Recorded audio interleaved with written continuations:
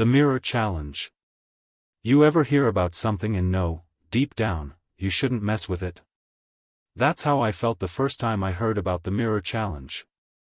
It was a cold Friday night in October.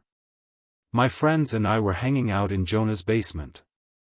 You know the kind, dim lights, old furniture that smelled like forgotten wood, and that weird mildew scent you can't ever scrub out. We were scrolling through creepy TikToks and urban legends when Sam brought it up. It's not just Bloody Mary, man, Sam said, eyes wide like he was revealing some ancient truth.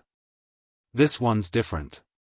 You stare into the mirror at midnight, recite the phrase, "Show me what hides beneath," 3 times, and then, something happens. I rolled my eyes. Something like what? Whatever's in there, on the other side, gets curious, he replied. And if it likes you, it shows you something. But if it doesn't? He trailed off. The basement seemed to get colder. Of course, we all laughed it off. But me? I couldn't stop thinking about it. I don't know why. Maybe it was the way he said it. Or the way the light flickered right after. Like a sign, or maybe just coincidence. Either way, by the time I got home that night, the idea was stuck in my head like a splinter under the skin. I live alone. My apartment isn't anything special, just a 1-bedroom downtown, cheap rent, terrible plumbing. But there's this old mirror in the hallway, nailed into the wall. Came with the place. It's warped around the edges, like it's been here longer than the building itself. I usually avoid it, always gave me a weird feeling. That night, though, I couldn't stop looking at it. I waited until 11:59. Lights off. The apartment silent except for the hum of the fridge and the occasional creak of old pipes. I stood in front of the mirror and stared at my own reflection. Pale. Nervous. Silly, even. Then, just as the clock hit midnight, I said the phrase. "Show me what hides beneath. Show me what hides beneath. Show me what hides beneath." At first, nothing happened. I chuckled to myself and turned to leave, but then I noticed, my reflection didn't move. I froze. I blinked, but it didn't. I raised my hand, nothing. My reflection just stood there. Eyes locked on mine. Mouth curled ever so slightly into a smile that didn't belong to me. My stomach dropped. I turned the lights on and backed away. And then it moved. Slowly. Deliberately. Its hand pressed against the glass, palm first. But mine never had. I stood at least 3 feet away. The mirror began to fog up, like it was breathing. Like something behind the glass was alive. I turned and ran to my bedroom, slamming the door shut. Locked it. My heart was pounding. I stayed awake all night, every creak making me flinch. But eventually, I convinced myself it had been a trick of the light. Or sleep deprivation. Or stress. Had to be. Right? But the next morning, when I passed the mirror on my way to the kitchen, I noticed something new. A handprint. On the inside of the glass. I stood there, frozen in place. The handprint stared back at me like a warning, fogged on the inside of the mirror's surface. 5 long fingers. Too long. The tips looked like they'd been dragging down the glass.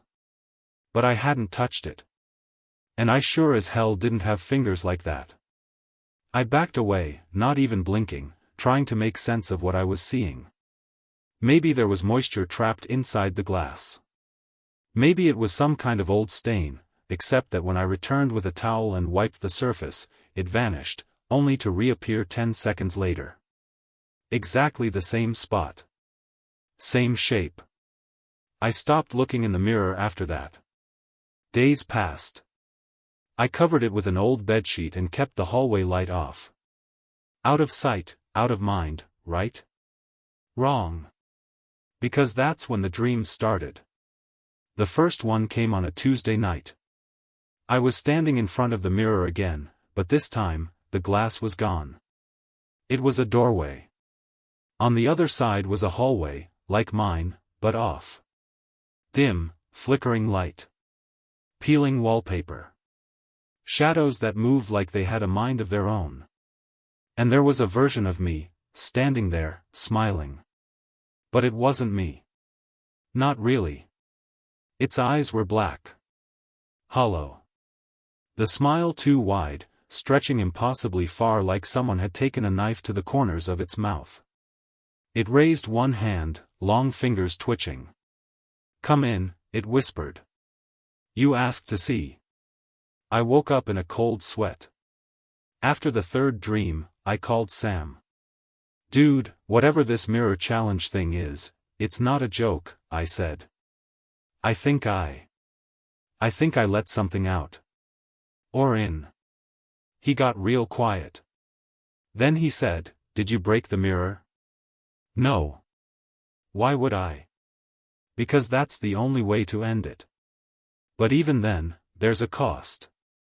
I didn't like the sound of that. Sam told me he'd seen it before. Someone else tried the challenge when he was in college. A girl named Dana. She did it as a dare, but things went bad. Real bad. Started seeing reflections that didn't match. She'd catch glimpses of herself doing things she wasn't doing, smiling when she was crying, turning her head when she was still.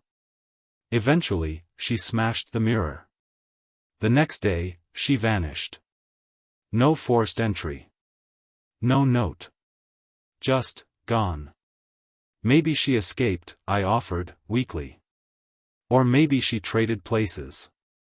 That night, I sat in front of the mirror again. Bedsheet gone. The glass looked darker than usual, like a pool of ink. I stared into it, and slowly, my reflection smiled. I didn't. It tilted its head. Then raised a hand, only, again, I hadn't moved.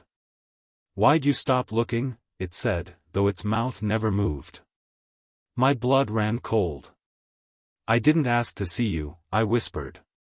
"Yes, you did. 3 times. You invited me." I turned away, heart pounding. That's when I heard something from the hallway, a creak. Like someone had stepped on the old floorboard near the coat rack. I ran into the hallway. Empty. But the mirror was cracked. Just a thin line. Like something had pushed from the inside. That night, I didn't sleep. Because every time I closed my eyes, I heard it breathing. Not in the dreams. In the hallway. In my apartment. I didn't leave my apartment the next day. Didn't eat. Didn't shower.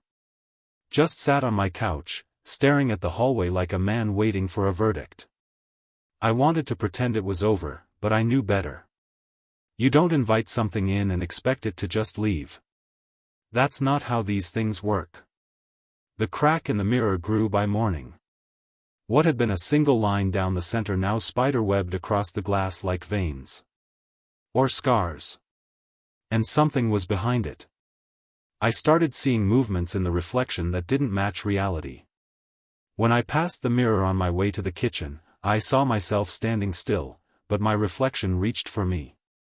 When I looked into it directly, nothing. But the moment I turned away, there it was again. Always closer.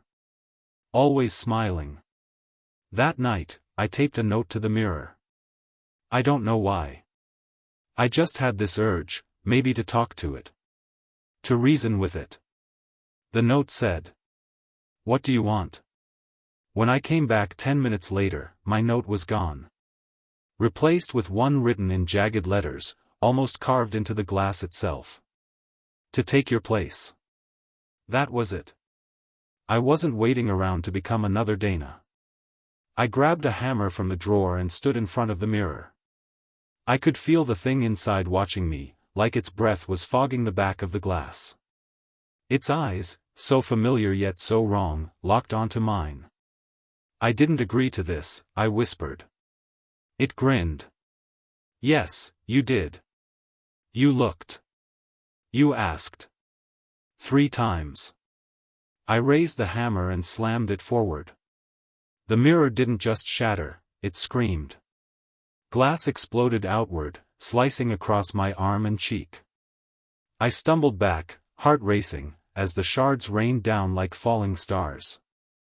And then, silence. Real, honest silence. No breathing. No reflection. Just a ruined frame on a wall. I fell to the floor, bleeding but relieved. I wrapped my wounds, cleaned up what I could, and finally, slept without dreams. But relief is a funny thing. It comes too early sometimes. Because the next morning, I checked my phone to call Sam. My screen lit up as I tapped the front-facing camera, accidentally, really. And there I was. Staring into my own eyes. Only. I wasn't blinking. I wasn't smiling. But the reflection was. Final notes. I'm writing this now while I still can. While I'm still sure that I'm me. But sometimes, when I move, there's a delay. Just for a second. Like my body forgot how to be real. And every mirror in my apartment, even the smallest ones, flicker. It's waiting. Waiting for me to stop watching. Waiting for its turn. So, if you're reading this, don't do it. Don't say the words. Don't look too long. And whatever you do, don't trust your reflection. The end.